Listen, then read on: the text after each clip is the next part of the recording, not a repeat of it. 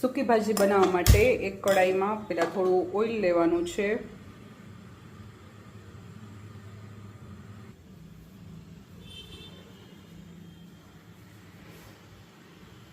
Oil ગરમ થઈ ગયું છે. એમાં થોડું જીરું, હિંગ, હળદર,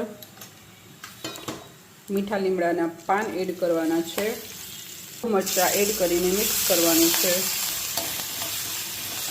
ટમેટા એડ કરી દો.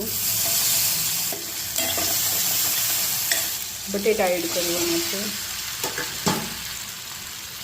થોડી સુગર, લીંબુનો રસ, 2 ચમચી સિંગાણાનો ભૂકો એડ કરવાનો છે.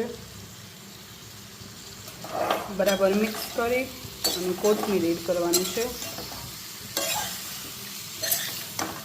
તો રેડી છે ફરાળમાં ખવાય તેવી સૂકી ભાજી.